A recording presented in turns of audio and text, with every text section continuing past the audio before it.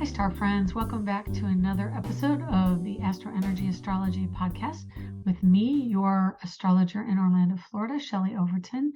It's the January 20th episode, and we're going to go over what's going on in the sky this week. Pretty busy, and so we'll touch on that. If you've listened to the podcast from the beginning of the year, links are down in the description. You'll know that the next 3 days on this week are going to be pretty interesting. I mean, you've got Aquarius energy, so of course you're going to be finding new and interesting things happening. But as of this morning at 3:30 a.m. Eastern, January 20th, the sun went into Aquarius. That happened, and I think everything just lightened up. What do you think? Do you feel that? I feel it was pretty lovely this morning. We have really nice weather here in Orlando too. And when the sun goes into Aquarius, it means that we shift from pragmatic, practical, literal, conservative energy of Capricorn, which is earth energy, earthbound. It is rooted in energy and it is very stable. We go into the Aquarian energy, which is quantum. It comes at us from every direction. We channel information. We are eclectic and eccentric. We are fun-loving and brighter, a little bit happier energy. It is the energy of soul group and friendships associated with life purpose. So we now explore what it means to be in a specific soul group or a specific group of people. What do we choose to accomplish? It is kind of also an energy that releases the uptightness. It releases that restriction that we feel from the Saturn influence of Capricorn. And then we move into the Uranian or unexpected energy that comes in under Aquarius. And so as we release, we can also find that new things are happening, new commitments can happen, new energy roots in. So Capricorn gets us really focused on that theme of systems and structure and rules and regulations.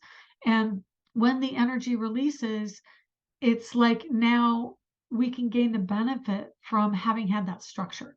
And so that comes in under the early degrees of Aquarius. And Sun is coming in now. We have Venus at 22 Aquarius, Saturn at 24 Aquarius, getting ready to go out of Aquarius and release the energy of chaos and systems that are more energetic or electric or internet driven, web driven, weather patterns that may be more chaotic. Aquarius rules weather patterns. It rules astrology. It rules LGBTQ and alternative lifestyles. I was talking to a close friend about the generation of kids who seem to always not want their own children now. And Aquarius is a strong energy around the anti whatever. And it is quincunx, which is 150 degrees apart from Cancer. Cancer rules the mother, Leo rules children, and Aquarius is the opposite sign to children. So it may mean that we don't want children. It may mean that we are detached more from kid energy, and that a lot of the children in this generation, or even adults now, because around 97, there was an energy of Uranus and Neptune moving into Aquarius. And so that generation may have a distaste for traditional children and parenting roles, and they may pull back their energy from that. And if they do have children, they might go to an alternate route like adoption or, fostering children, that kind of thing, or even just teaching kids to be around them, but not necessarily having their own kids. And so when the sun comes in, sun is the ruler of Leo, which is children, and going into Aquarius, it can mean that more of the alternate way of looking at children, or even children's behavior in alternate ways of being, is more accented. So kids at school may be more, there may be more pronounced awareness of autism or of eccentricity, of alternate ways of looking at gender, at alternate ways of expressing ourselves. Well, one thing, I watch a video and there's a woman in this video, she's a French, what they call chatelaine, which means she owns a chateau and keeps care of the chateau. And she's in her mid 40s. And she had a young man from Amsterdam or from the Netherlands come in and volunteer. And they ended up getting into a relationship. And I believe he's around 27 and she's 45. So they have this unusual difference of age, but he also helps her out around the chateau. And this is all in the videos. And this generation now is starting, the men are starting to explore nail polish, and he had black painted nails. And so it's just really interesting, this energy coming in. It really kind of upends gender roles, it upends social norms. So we're seeing that even more strongly now with Sun in Aquarius. I've got chills all over for that. So we're going to see more of that kind of behavior, men with longer hair, but more traditionally feminine accoutrements are coming in as the norm for young men. And that generation starting in the mid 90s to like probably late 90s to current day are really challenging those norms. And that's what Aquarius does. It challenges the norms. It gives us an alternate view. It helps us see the other. It helps us see alternate cultures and helps us integrate as a globe to other people's ideas and other people's, behaviors. And so we're seeing that really strongly. And then we've got Venus, of course, still in Aquarius, and she's making us aware of that type of energy around love, around desire. Yeah, we're having this alternative energy showing up in many ways. And Saturn, when Saturn went into Aquarius, is the time we had COVID and lockdown, and it kicked us into an alternate way of earning a living or an alternate way of having our career. And then Venus came in and she's showing us alternate love patterns. And Sun comes in and shows us alternate identities and personalities. Pluto comes in and shows us alternate ways to value other people through currency, through expansion of what we normally thought of as the value of other people to us. And we start to see things that are not traditional. And so it can act kind of similar to Venus, but because Pluto is the opposite sign ruler of Scorpio, where Venus rules Taurus, Pluto rules Scorpio, we see alternate ways of dealing with the dead and the deceased, with transitions, with governments and lawyers. This is going to be interesting because lawyers and politicians fall under Pluto. And so we're going to see, and also Pluto and Capricorn really challenged the structure of government. Now moving Pluto into Aquarius shows us alternate ways of having government, alternate ways of integrating rules and regulations, and alternate ways of just dealing with the commitments we have in marriage and partnership and things like that. Going back into the Capricorn energy, Mercury is still there at 8 degrees. It turned direct a week ago. Let me see. Mercury just turned direct on the 18th at 8 degrees. And so is now just kind of getting up and running. He was basically, or they, gender neutral, really, because Mercury is a gender neutral planet. We can use they started moving forward. And that means that now information that was stuck or held back, or situations with contracts, which Mercury rules contracts, communication around school, education, testing, transportation, neighbors and neighborhoods, whatever happened during the retrograde to readjust us, will now move forward. And we'll hear about information. Capricorn is feminine. So if there were situations with women that have been stuck for a long time, now they can move forward. They are still in an aspect to Mars and Gemini at 8 degrees as well. And right now, as I'm looking at this chart, they're within 4 minutes of an exact quincunx of 150 degrees. So that can mean that there is some type of upheaval going on between cognizance, awareness, communications, and the structure and rules associated with communication, associated with women, associated with organizations and businesses. And Mars is the action, the direction, and the path. There are two paths, and they can be diverting now because when it was retrograde, they were kind of coming back in and, really renovating or readjusting or adjusting what was going on between these two different paths. And now forward, they may be diverging, especially as the negative energy, and it's considered negative. Quincunx is considered negative, but I think that these aspects are always meant to really bring awareness to differentiation within the aspects, within the planets, and within the signs. And Mercury, of course, being the ruler of messages and communications, transportation, thought, and Mars is the energy of action, of emergencies, everything Aries. It is taking physical forward momentum or a fiery drive to create something. Those two energies together can adjust us around a storyline. And Mercury is the ruler of Gemini. We've talked about this in the beginning of year breakdown. So I probably don't need to go over it too much more, but it is exact today. And as I am doing this, so there is some kind of alternate route that may be developing between two alternate ways of looking at something, an energy between men and women. Mars is the male drive, and Mercury in Capricorn is feminine energy. The moon is at 13 degrees of Capricorn today, which meant as we saw the day in, Moon joined up with Mercury Moon joined with Mercury early this morning at 3:30 a.m., which is exactly the time the sun entered Aquarius. And so at that moment, we had the ingress of the sun.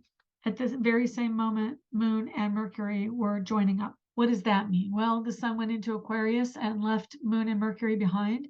So it meant that something moved forward, and the moon with Mercury allowed us to understand some new information. And then Mercury in Aquarius is going to enlighten us even further. The moon Mercury conjunction in Capricorn deals with the rules, the regulations, the structure of the system, and the routine, the status quo. So maybe something's changing with your status quo.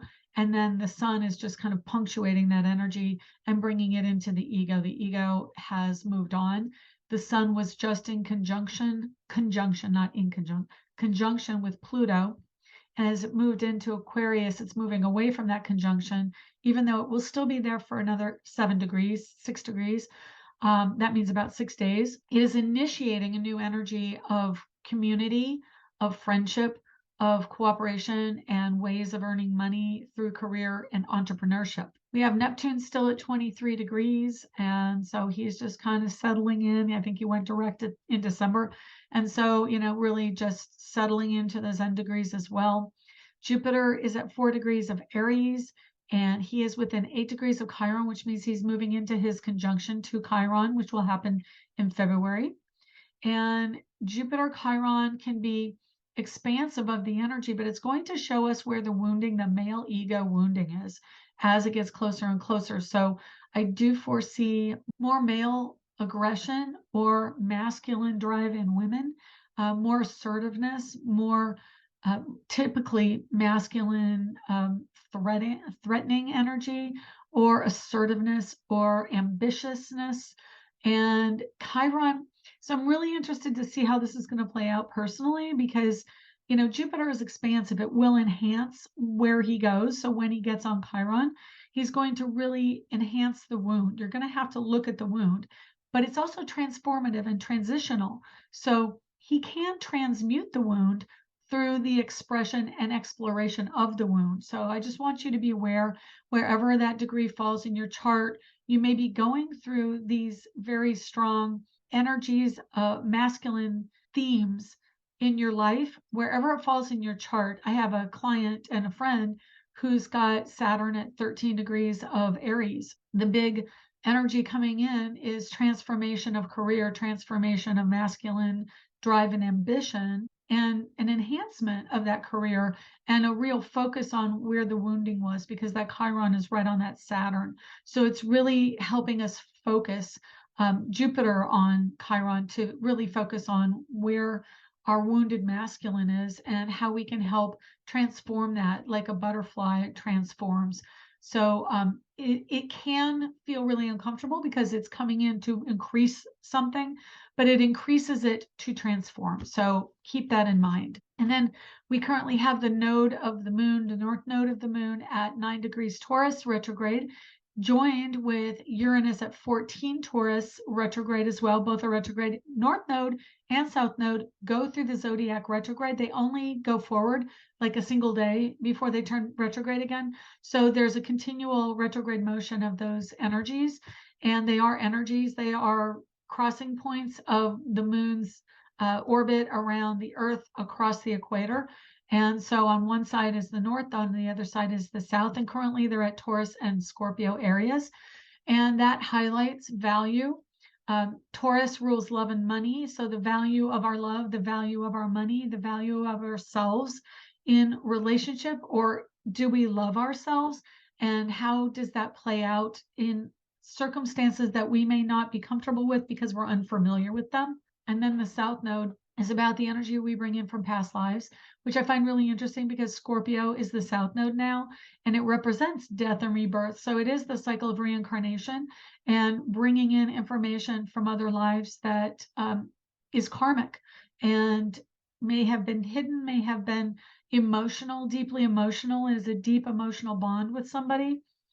And then looking at Uranus at 14 degrees Taurus, about to go direct. It goes direct on the 22nd, which is Sunday. And of course, once it goes direct, it is the ruling planet of Aquarius. Currently, Venus, Saturn, Sun are now answering to Uranus. And because he's retrograde, it is about going to the past and really reviewing our love relationships, our financial situations, where we grow, what the money looks like, how we bring in money, how we value ourselves and express it through the accumulation of material goods. Doesn't have to be money, it could just be abundance. So it is a material world value. And North Node means it's a point of destiny, a point of fate that's associated still with this transformation. And it's definitely happening in my life. These planetary aspects are very strongly influencing my chart, which I will tell you probably at the end of February.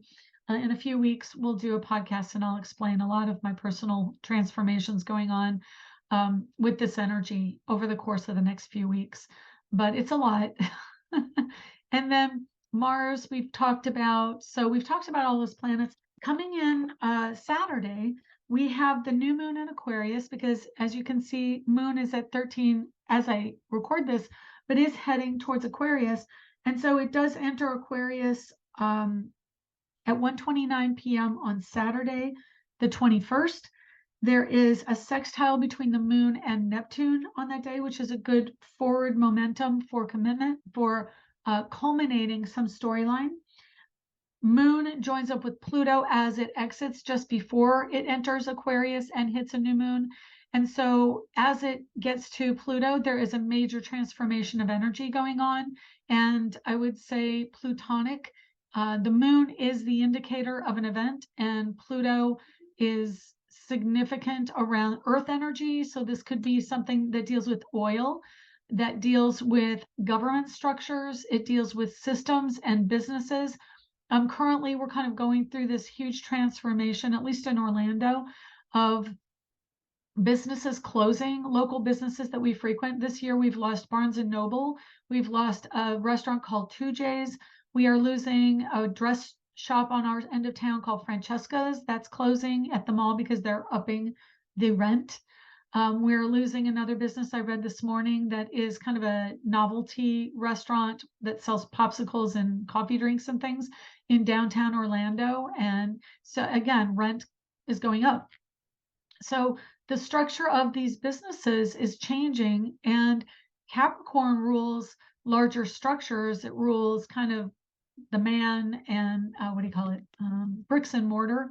businesses, heading to Aquarius, which is online business, and it is entrepreneurship. So I definitely see a huge shift towards entrepreneurship. I mean, we already had Saturn in Aquarius for 2 years, really showing us how that could look. But when Pluto moves into Aquarius, it will really be the launch of the entrepreneurial age. Once again, it goes in cycles. And this is, again, a launch of it. So we're going to see that coming in.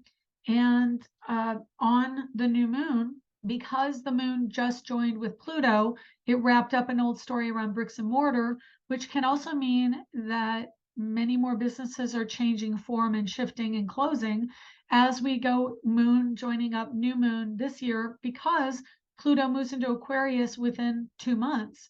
So this is really the initiating Aquarian energy that Pluto will join up with as he moves into the energy. So moon transits over, moon is in motion, it is family and home.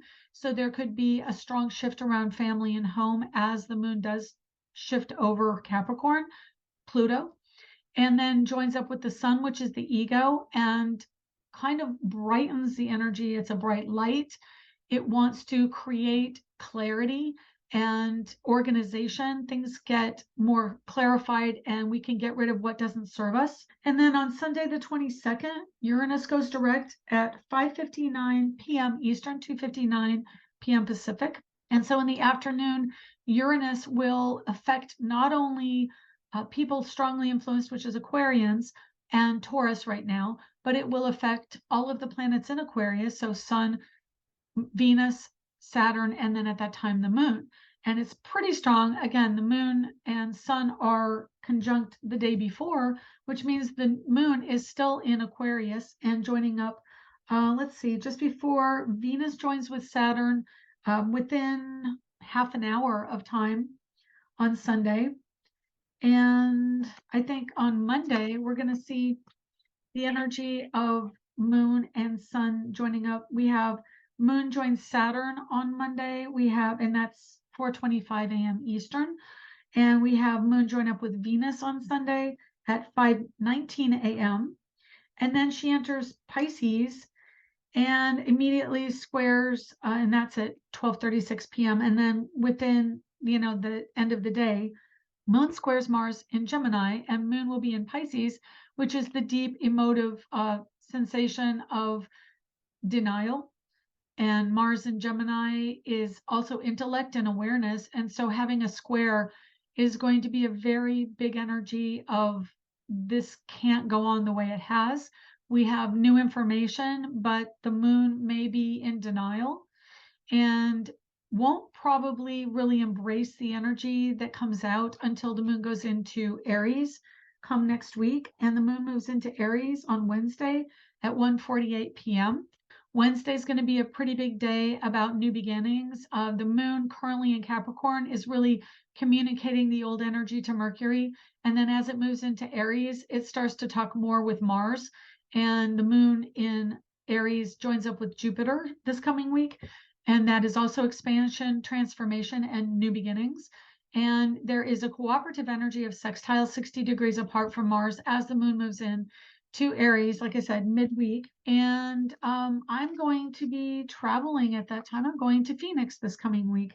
So it's going to be a wonderful social energy, which Mars and Gemini can be very social, and it rules travel. I am going to see my sister, Mars and Gemini, action towards siblings. So that is also true for you. If you have planets in Gemini, siblings can be real strong connection at this time. And Jupiter, very transformative, like I said, around ego and identity, around new beginnings, around action taken on behalf of self.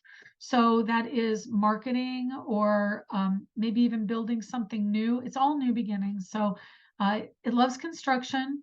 And as I have been enlightened, it's also big trucks and trains and vehicles and, a lot of masculine, muscle cars and things like that. We're going to have kind of a nice energy coming in for men, even though Mars is coming close to Chiron, the sextile with the ruler of Aries, even though Jupiter is coming close to Chiron, the ruler of Aries, the sign it's in, is in positive aspect to the sign. So it can bring some wonderful new beginnings through taking action. Anyway, with that being said, I want to thank you for joining us this week and really enjoy the energies. We'll see if there's anything. No, there's nothing that really is urgent for the rest of the week after the energies I've told you. So thank you again for staying with me, and please do like, comment, subscribe, and share below. And check out the annual New Year Zodiac recordings that I did for your upcoming year. And you can kind of follow along month to month with what I'm talking about, kind of as an index to what I'm going to talk about throughout the year, because it is kind of all told in that beginning of the year podcast that I did for each sign. Anyway, thank you again for coming around, and we'll see you next week. Or it might be pre-recorded, but it'll still be the same good information. Talk to you soon. Bye. Hi, this is Shelley. Thank you for joining us this week. To contact me for a private reading, go to angeliczodiac.com under the Readings tab.